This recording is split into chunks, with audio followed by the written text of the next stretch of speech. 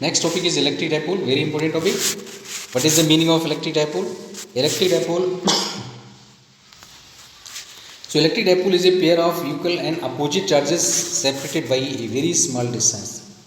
जब दो चार्ज इनके मैग्नीट्यूड आपस में इक्वल हो लेकिन नेचर अपोजिट हो, एक पॉजिटिव रहे और एक नेगेटिव रहे, तो उनके बीच में अगर स्मॉल डिस्टेंस हम रख दें, स्मॉल डिस्टेंस पर उन दोनों चार्ज को रख दें, तो हमें जो सिस्टम ऑफ चार्जेस मिलेगा, two system of charges of two equal and opposite charge का वो कराएगा इलेक्ट्रिक डाइपोल.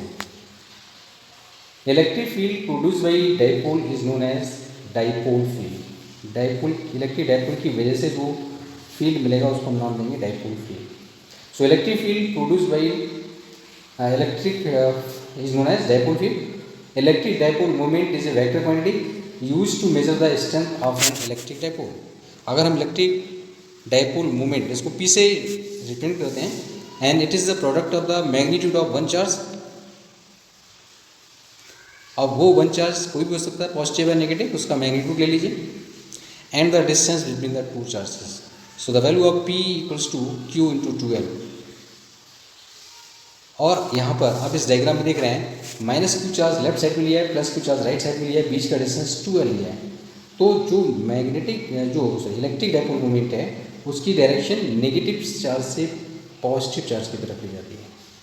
अच्छा, यहाँ पर एक चीज़ थोड़ी और बता दें, हमने डिस्टेंस स्मॉल रखा है, instead of that we are taking 2L. तो ये जो 2L डिस्टेंस लेने के पीछे लॉजिक ये है कि आगे चल के जब हम इसके मिड पॉइंट से डिस्टेंस काउंट करते हैं तो 2L का हाफ L ईजिली हम नोट कर पाते हैं. अदरवाइज़ अगर हम डिस्टेंस L लें तो उसको L/2 और L/2 को कैलकुलेशन करते हैं तो थोड़ा सा मुश्किल हो जाता है. उस मुश्किल से बचने के लिए, सिंप्लीफिकेशन के पर्पज़ के लिए यहाँ पर डिस्टेंस 2L लिए गए. So the direction is from negative to positive charge electric dipole moment की, and the SI unit of P means electric dipole moment is coulomb meter. क्योंकि प्रोडक्ट है चार्ज और डिस्टेंस का, तो चार्ज का unit रहेगा कूलम और distance का रहेगा metre. Note, an ideal dipole is the dipole in which the charge becomes larger and the separation becomes smaller and smaller. इसका मतलब है कि जो चार्ज हम ले रहे हैं उनका मैग्नीट्यूड अगर बहुत ज़्यादा हो और उनके बीच का डिस्टेंस बहुत कम हो तो वो एक आइडियल डाइपोल माना जा सकता है. Now, electric field intensity due to electric dipole. This article is very important for the exam point of view. Exam में बहुत पूछा जाता है. इसकी दो कंडीशंस बनेगी. फर्स्ट पॉइंट हमारे पास रहेगा at a point on the axial line. इसको हम एक्सियल पॉइंट भी कह सकते हैं, मतलब. And what is the axial point and what is the axis of the. तो दो चार्जेस को मिलाने वाली लाइन या दो चार्जेस से होकर जाने वाली लाइन कहलाती है axis of the electric dipole. और उस एक्सिस पर जो भी पॉइंट हम लेंगे that point is known as axial point. मान लीजिए आप डायग्राम देख पा रहे हैं, इस डायग्राम में हमने एक डाइपोल ए बी ले रखा है. पॉइंट ए पर चार्ज -Q, पॉइंट बी पर चार्ज +Q है और इसका मिड पॉइंट O है. मिड पॉइंट से चार्ज Q का डिस्टेंस L और चार्ज -Q का डिस्टेंस L, और जो मिड पॉइंट है उस मिड पॉइंट से O से हमने P पॉइंट एक ले रखा है X डिस्टेंस पर. उस P पॉइंट पर इलेक्ट्रिक फील्ड स्ट्रेंथ हम पता लगाना चाहते हैं. तो ध्यान दीजिए, यहाँ पर जो +Q चार्ज है और उस +Q चार्ज की वजह से अगर हम पॉइंट P पर कोई टेस्ट चार्ज रख दें Q0, तो लगने वाला फोर्स होगा वो +Q चार्ज की वजह से रिपल्सिव होगा, और जिस वजह से इलेक्ट्रिक फील्ड इंटेंसिटी की डायरेक्शन भी उधर की तरफ होगी. तो आप देख रहे हैं कि EV is in direction from A to B या in direction from left to right. और अगर जो माइनस चार्ज Q है जो कि A पॉइंट पर रखा है, उसकी वजह से जो उस पर लगने वाला फोर्स होगा वो टूवर्ड्स द चार्ज होगा, means from right to left होगा, means from B to A होगा या P टू A होगा. और जिस वजह से इलेक्ट्रिक फील्ड की डायरेक्शन भी फ्रॉम P टू A ही होगी. तो हम इसको EA कह देंगे नेगेटिव चार्ज की वजह से, और पॉजिटिव चार्ज की वजह से EP कह देंगे. तो ध्यान दीजिए, यहाँ पर जो टोटल या रिजल्टेंट इलेक्ट्रिक फील्ड इंटेंसिटी अगर इस पॉइंट पर निकालें तो ये आ जाएगा EP equals to EA plus EB. But देखने में आता है कि EA और EB अपोजिट डायरेक्शन में है, so that's why the value of EP may be written as difference of the EA and EB. अब यहाँ पर ध्यान देने की बात है कि ई ए और ई बी में कौन बड़ा है, तो पहले इनकी मैग्नीट्यूड फाइंड कर लेते हैं। The value of E A comes to be 1/4πε0 q upon और x प्लस एल स्क्वायर, मतलब ए से जो डिस्टेंस रहेगा p पॉइंट का, तो ये रहेगा l plus X, means distance A O plus distance O P, तो l प्लस एक्स और या फिर x प्लस एल। और जब डिस्टेंस हम प्लस क्यू चार्ज लेंगे तो इसमें से डिस्टेंस रहेगा x माइनस एल, तो ये डिस्टेंस हो जाएगा x माइनस एल। इसका मतलब हुआ ई वी की जो वैल्यू आ रही है 1/4πε0 q upon x minus L का होल स्क्वायर, और ये की जो वैल्यू आ रही है 1/4πε0 q upon x plus L square. तो नीचे वाला term x plus L square is greater than in terms of E A as compare to E B, so E B will be greater than as E A, hence the resultant electric field intensity will be written as EB minus EA because EB is greater than EA. Now putting these values in the formula, तो यहाँ पर 1/4πε0 will be common, so the formula becomes q upon x minus l square minus q upon x plus l square। नीचे LCM ले लेंगे, solve करेंगे, rearrange करेंगे और हमारे पास ये फॉर्मूला बचेगा 1/4πε0 two q into 2l into X upon X square minus L square का होल स्क्वायर। तो यहाँ पर जो फॉर्मूला बनेगा x माइनस एल का whole square X plus L का होल स्क्वायर, तो ये a minus B into A plus B, ये बन जाएगा a square minus B square, वो वाला फॉर्मूला ट्राई कर लेंगे। और ध्यान दीजिए q इंटू 2l मिलकर जो बनेगा इट इज़ p, तो फॉर्मूला हमारे पास आ जाएगा 1/4πε0 two P X upon X square minus L square. So E P equals to 1/4πε0 two P X square minus L square whole square and unit vector I in terms of vector. अब यहाँ पे ध्यान दीजिए जो dipole हमने ले रखा है उसकी जो लेंथ 12 है, इट इज़ वेरी स्मॉल, और उसकी डिस्टेंस को अगर हाफ कर लेते हैं l, so l will be much smaller than x। तो हम क्या कर सकते हैं यहाँ पर l को नेगलेक्ट कर लें अगर, तो E P may be written as 1/4πε0 two P X upon X square, X की पावर 4 हो जाएगी, और एक x ऊपर है एक x की पावर 4 नीचे है, तो एक कटेगा x तो बचेगा 2p अपॉन एक्स क्यूब। तो ये फॉर्मूला हमारे पास आ रहा है एक्सियल पॉइंट पर। So the direction of electric field intensity at a point on the axial line due to a dipole is always along the direction of the dipole moment. तो ये value आ जाएगी हमारे पास, ये फॉर्मूला याद रखिए इसको। सेकेंड जो पॉइंट हमारे पास रहेगा and it is the at a point on the equatorial line. Equatorial line में अगर हम वैल्यू निकालते हैं तो आप डायग्राम देख लीजिए, इस डायग्राम में देख रहे हैं कि जो हमने डाइपोल ले रखा है ए बी ले रखा है माइनस क्यू प्लस क्यू, और इसका मिड पॉइंट वो है, तो मिड पॉइंट से and what is the equatorial point. Equatorial point एक ऐसा पॉइंट होता है कि जो लाइन डाइपोल के एक्सिस के परपेंडिकुलर हो और मिड पॉइंट से पास हो, that line is known as equatorial line.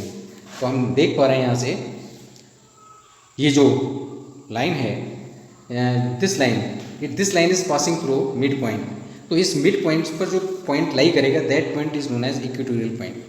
तो यहाँ पर पॉइंट हमने क्यू ले रखा है, it is the equatorial point. अब यहाँ पर प्लस क्यू चार्ज की वजह से जो फील्ड आएगा दैट इज ई वी और अवे फ्रॉम द चार्ज, और जो ए पर चार्ज माइनस क्यू इसकी वजह से जो चार्ज आएगा E A, it is towards the charge.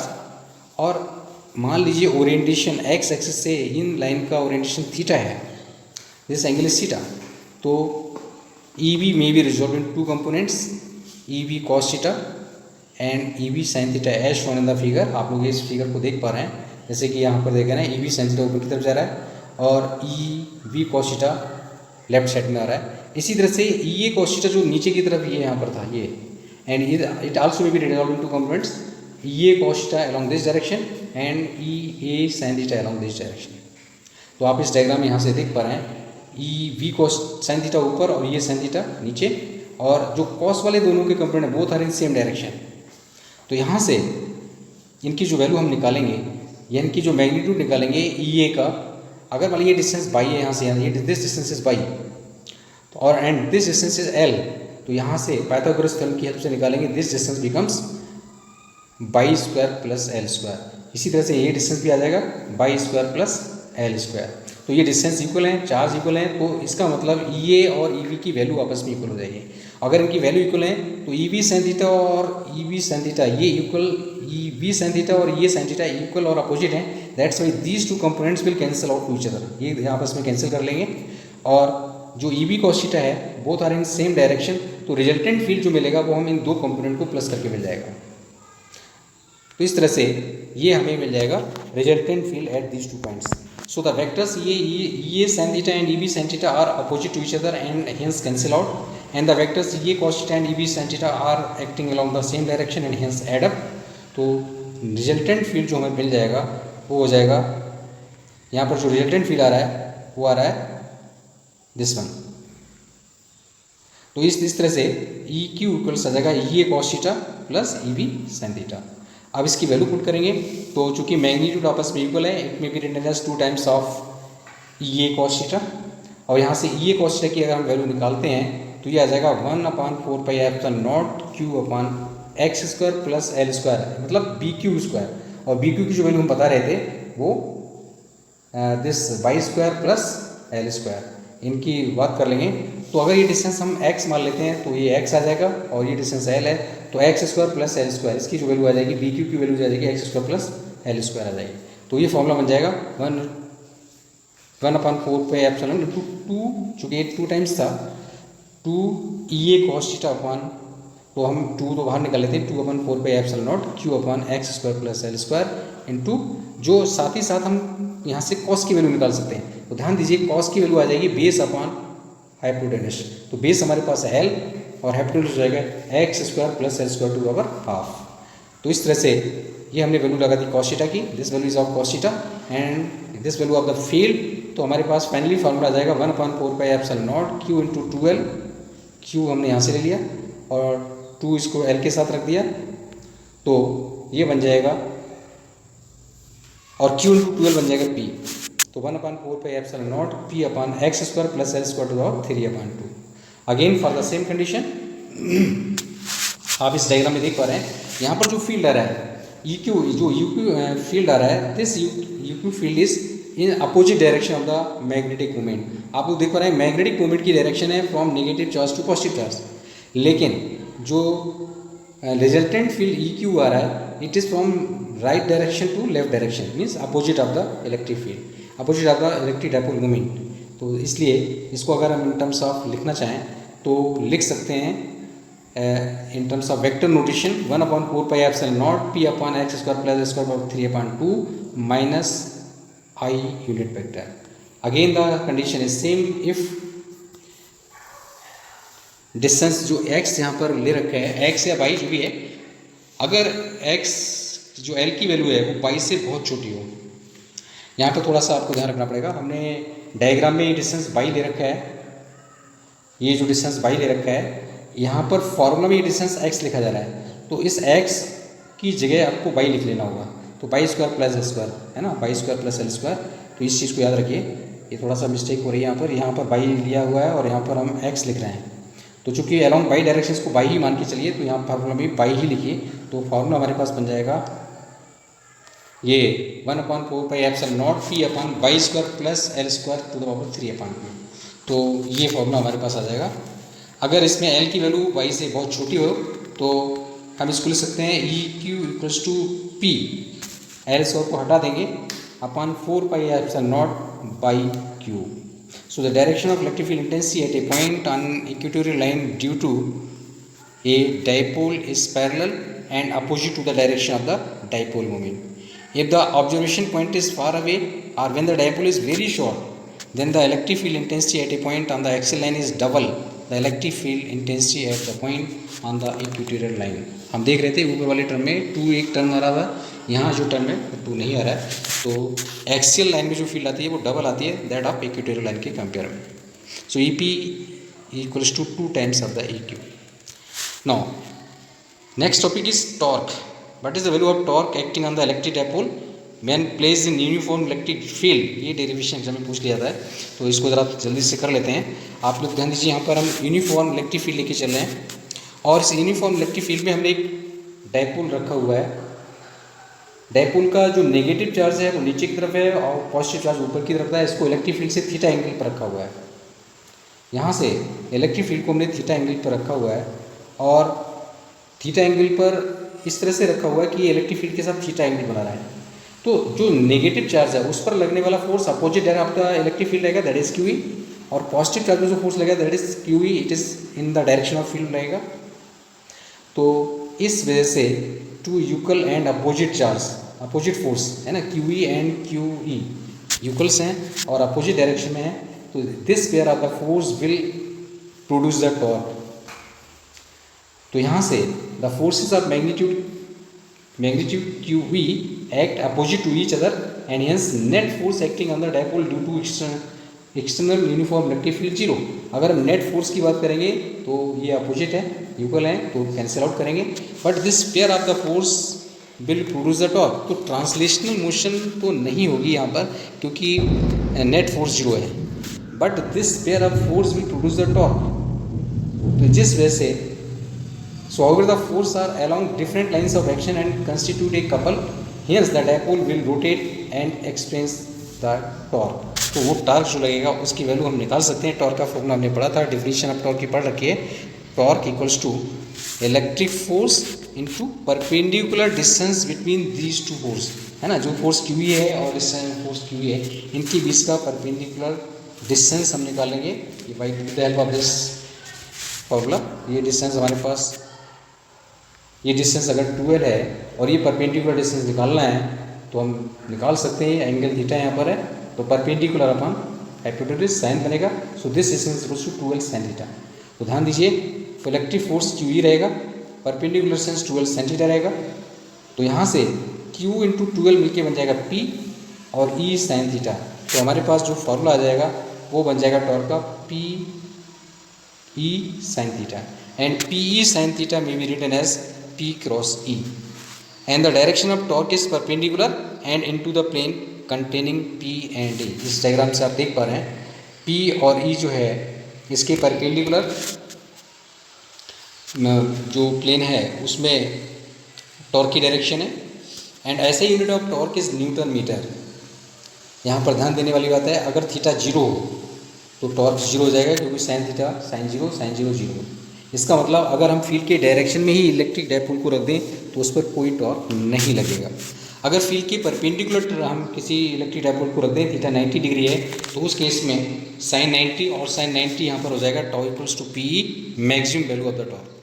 अगर थीटा 180 डिग्री हो जाए तो इन दैट केस साइन 180 0 हो जाता है, again the torque will be 0।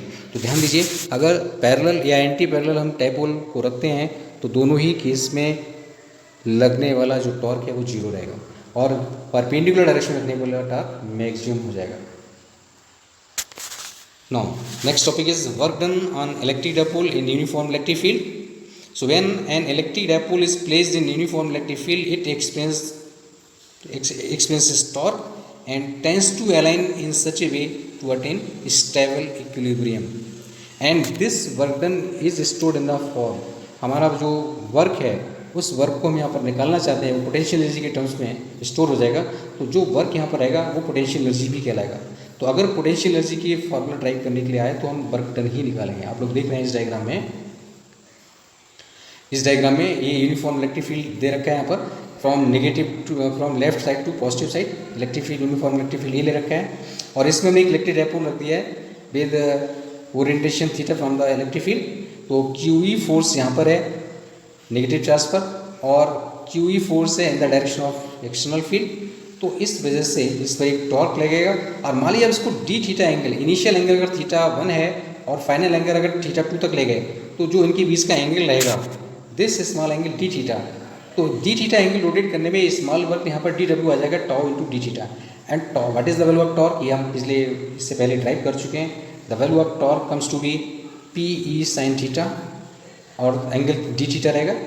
और उस केस में अगर हमें टोटल वर्क निकलना है तो हम इनिशियल एंगल थीटा 1 से फाइनल एंगल थीटा 2 तक इसको इंटीग्रेट कर लेंगे, तो टोटल वर्क W आ जाएगा PE sine theta integration theta 1 to theta 2 d theta, और इसमें PE बाहर आ जाएगा, साइन का इंटीग्रेशन आ जाएगा कॉस, और लिमिट्स अप्लाई कर लेंगे तो थीटा 1 नीचे है और साइन माइनस आ रहा था, इस वजह से जो माइनस कॉस थीटा 2 और minus minus plus cos theta 1 plus रहेगा, इसको हम पहले लिख सकते हैं। तो फार्मूला हमारे पास आ जाएगा work done equals W equals PE cos theta 1 minus cos theta 2।